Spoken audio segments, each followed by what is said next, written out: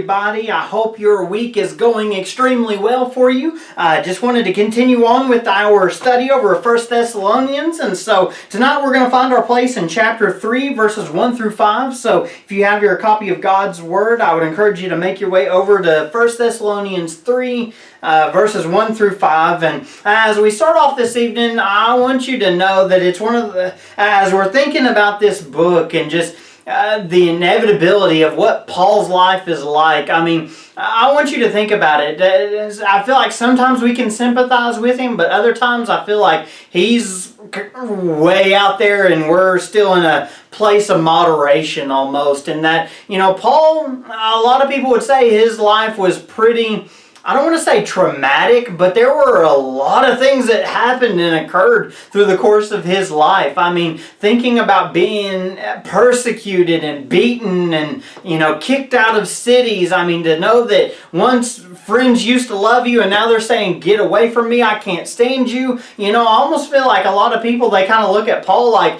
that's his life. It's just him being kicked down day after day, beaten down by person after person. And, some would say, was that really the case? And it's almost as if tonight that's what exactly Paul is saying. Like, hey, yes, this is who I am. I mean, I don't know about you, but is that what you signed up for kind of thing, right? But this evening as we start off in verse 1 of chapter 3, Paul says this, "Therefore, when we could no longer endure it, we thought it good to be left in Athens alone." So let's go back over to Acts chapter 17. There we learn about the persecution and the circumstances that surrounded Jason's household there. We know that after Paul left Thessalonica there, he ends up going from Thessalonica to Berea and then lands in Athens, and just complication, just a point of turmoil and conflict after a point of turmoil and conflict. Just always things are happening and going on. But here's the reality. He says, when we could no longer endure it, we had to come to a place to where we had to, so to speak, step back and reevaluate kind of thing. We had to look at the process is almost what Paul is saying here, okay? Because there's something that I want us to realize, okay? There's a fine line between antagonizing people and there again, being persistent in the gospel. Paul recognizes these things that, there's a point of openness that the gospel can be, or that can allow to be presented, and then there's a point of where you get a flat out red line of people saying, get away from me, I could care less about what you're saying. And to an extent, a lot of times, that's what Paul was met with. If you go over to Acts chapter I think it's 17 if I'm not mistaken. It talks about there how whenever he is, going before the Areopagus and all the things that are going on, there are some that said, yes, we want to hear it. Some said, we'll wait until later. And others just flat out said, no, we could care less about it. We ain't going to listen to what you're saying. There's a lot of things that are going on and challenges that Paul faces within his day-to-day life that leaves him kind of in a place of saying, okay, is it worth it in the moment? The gospel is always worth it, but based on that, what is the perception, of the people? Are they open to it, or is it you're just trying to beat it over their head as best as you can? To continue to press into the problems surrounding the culture in their day would have been more of a stumbling block for Paul, not necessarily because of the gospel, but in a lot of ways it was because of his name and what he was associated with, what he was known by. And so he's saying, when we could no longer endure it, he's saying, I had to come to a place to where I had to disengage from you for a little while here in Thessalonica. He's saying it was beginning to become and cross that line to where you're trying to share the gospel to where you're just antagonizing people and you're inciting all these different things that are happening and going on. And so with that, what does he say? He says, we thought it good to be left alone in Athens and sent Timothy, our brother and minister of God, and our fellow laborer in the gospel of Christ, to establish you and encourage you concerning your faith. Obviously, there was no direct need to express, the sentiment for Timothy. The church obviously knew who he was, but it was a recommendation of excellence that goes forth with minimal controversy, so to speak. for Timothy to go to Thessalonica was far better than for Paul to go back to Thessalonica. And so this is Paul saying, okay, controversy has happened, there's problems that have occurred, and Paul is saying, I had to remove myself out of the situation and the circumstance because otherwise I was going to make it worse. You know, so often I think that we can identify with that. Well, to an extent maybe that there are problems and there are issues going on, and that is sometimes the hard part about it, is that we have to remove ourselves from the circumstance or the situation. To the point of where if we stay in it, we are actually stirring the pot, we are causing more problems than anything, and it is actually making it, instead of better, it is making it worse. This is Paul saying, for me to stay, it was going to make it worse. It wasn't going to be easy on anybody, but in fact, it was probably going to make more problems in the result. So he says, I'm sending Timothy to you, but what's the purpose? Okay?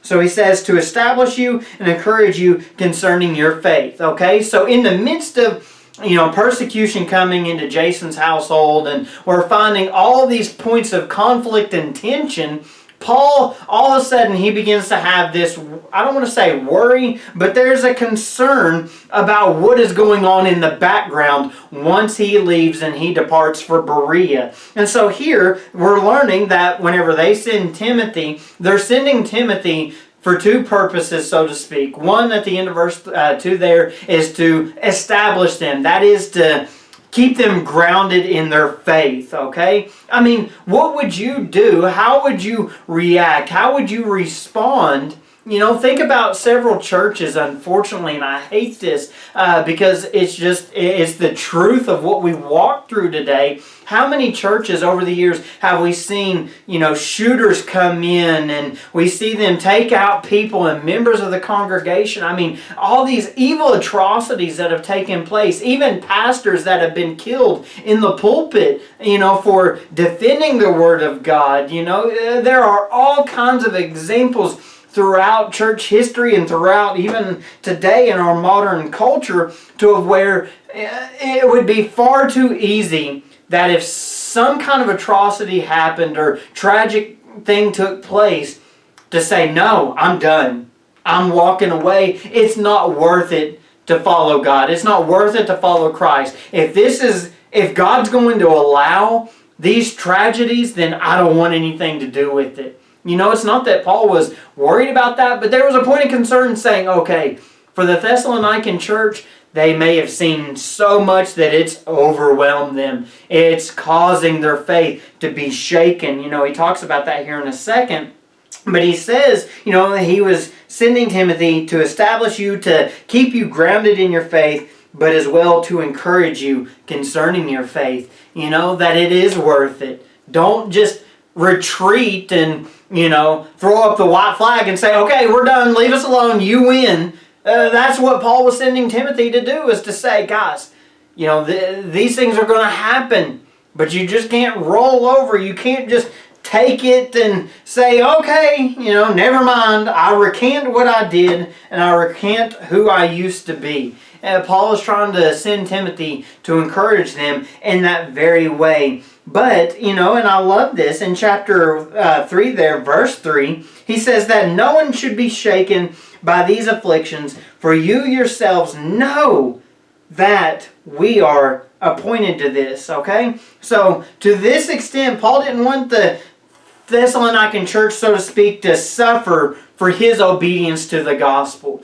Paul knew that what he did, it's not that the blame was on him, but the people were, Paul's name was on that wanted poster. He was wanted dead or alive, so to speak. It was Paul who was being headhunted in a lot of ways, and it was Paul that was looking in these moments to say, okay, if I remove myself, hopefully that will preserve the character, the nature of the Thessalonican church, but as well keep them from throwing their hands up and waving the white flag and going on. I mean, he was hoping that even in the midst of this, to send Timothy was going to be another brother in the Lord, but hopefully that they wouldn't be apprehensive even towards him of saying, no, we're tired of dealing with you guys. There is trouble that follows you everywhere you go, but yet That's what Paul is saying in verse 3. He stipulates his very calling by saying, "For you yourselves know that we are appointed to this." What was he saying? Guys, this is what I signed up for. I volunteered for this assignment, that whenever Jesus said, "Saul, Saul, why do thou persecute me?"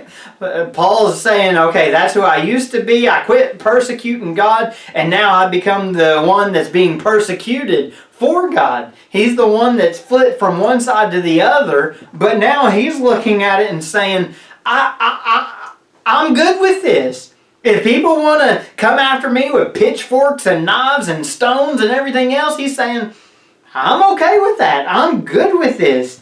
You know, I think that in the grand scheme of things, this is Paul saying that there's nothing greater that I could do than to give my life like this for the name of the gospel. You know, and I think this is true of all believers. There comes a breaking point. There comes a true line that's drawn in the sand, so to speak. I mean, you know, while sometimes it's selfishness, Paul here is expressing that not only that he signed up for this persecution, but the Thessalonican church had to decide for themselves in a lot of ways what their fate was going to be, what their limits were going to be. You know, isn't that not what we do in our day-to-day lives? I mean, if something begins to get a little hard, you know, something begins to become a little bit too burdensome, it's almost like we go ahead and we opt out and we say, it's not worth it, you know, to have a tough conversation with somebody because you're on opposite ends of the spectrum about a conversation or beliefs or work ideas, different things. You know, how quickly we are to just reduce and, so to speak, seclude ourselves into this hole of saying that I'm going to stand still, I'm not going to do anything, and I'm just going to let it go. I'm going to try to sweep it under the rug, whatever the case is. And this is Paul saying, I signed up for this. I was appointed for this.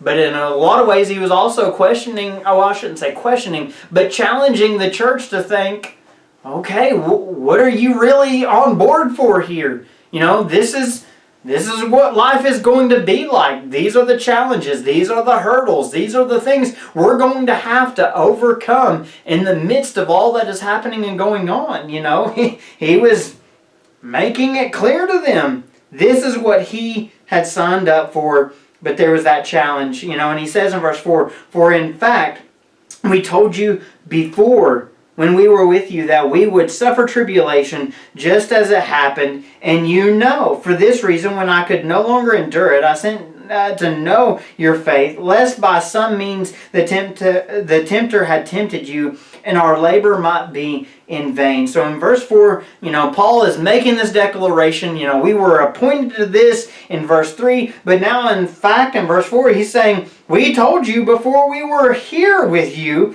that tribulation and trials were going to come. You know, I love it because in modern terminology, it was Paul saying, it's not a matter of if, but when, okay?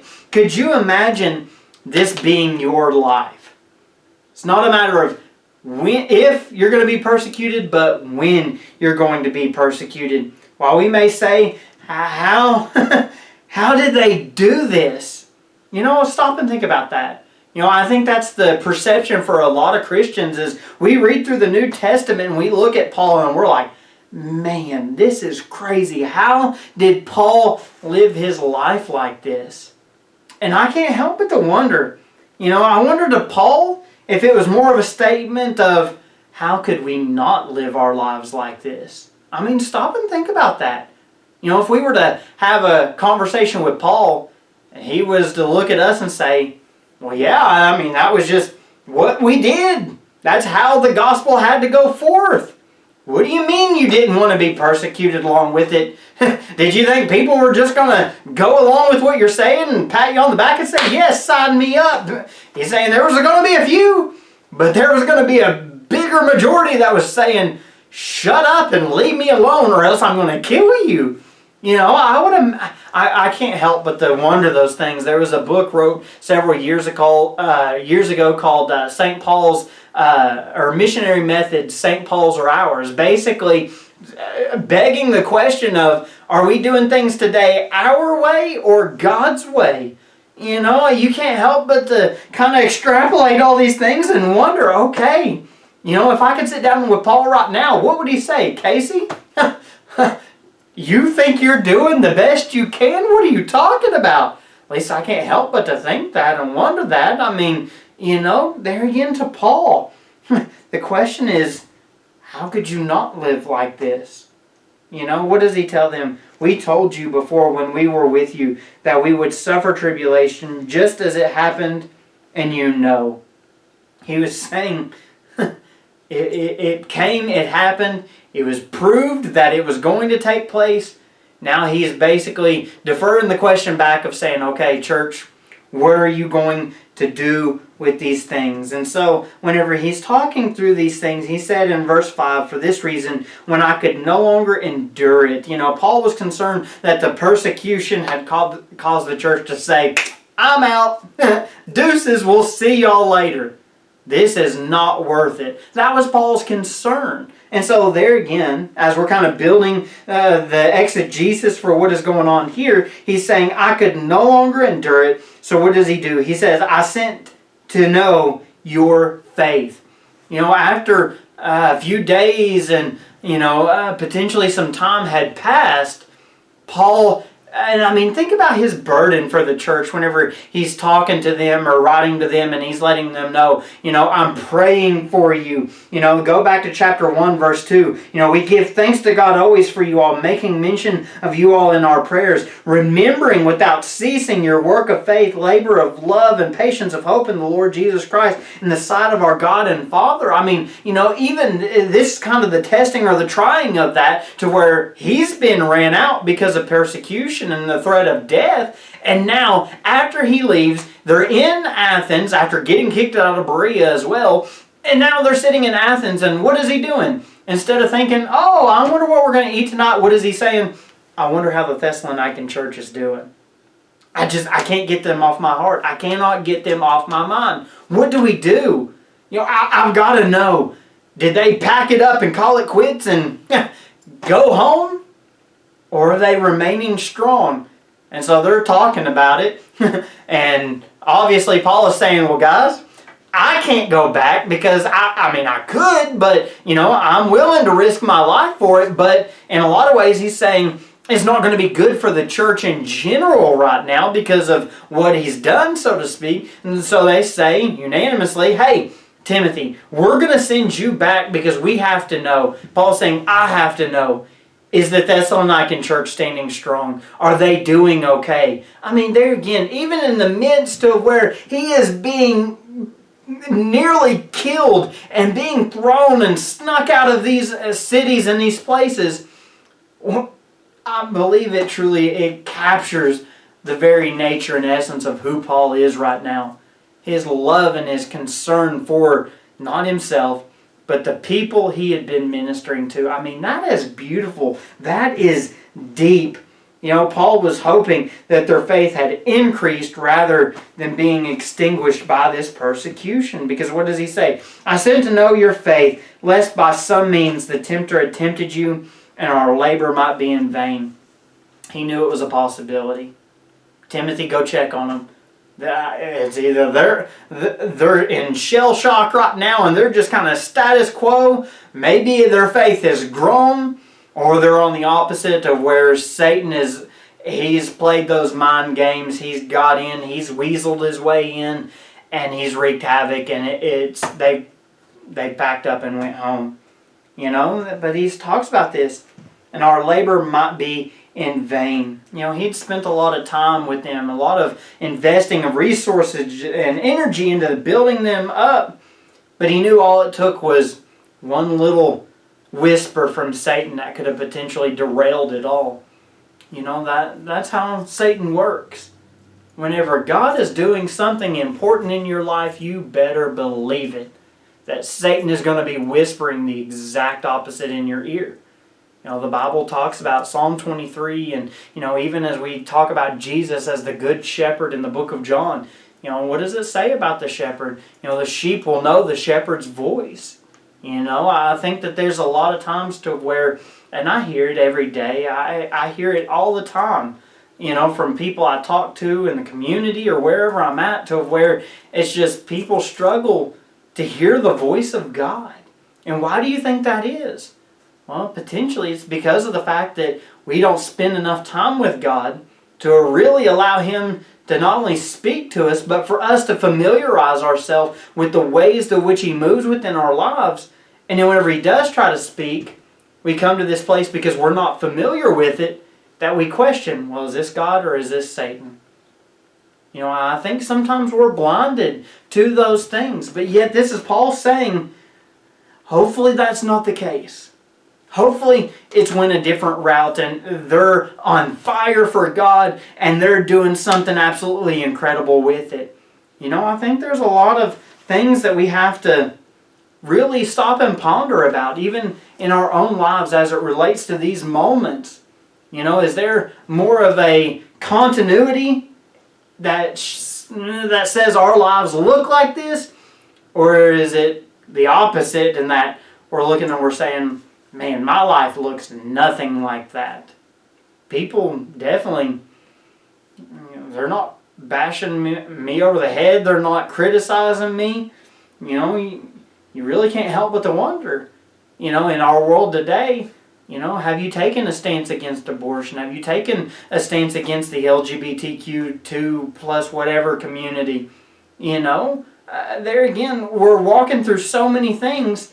Do people know that you are a Christian and you're going to stand on that foundation, those principles, above anything and everything else? A challenging thought to close out our time this evening, but just a few things to hopefully weigh on your mind and really make you wonder and stop and say, man, am I doing all that I can for Christ? Have I really surrendered it all before Him? But I hope you all have a blessed and wonderful evening. If you need anything, please let me know. And I guess otherwise, we'll get into chapter 3, verse 6 this time next week. So we'll see you guys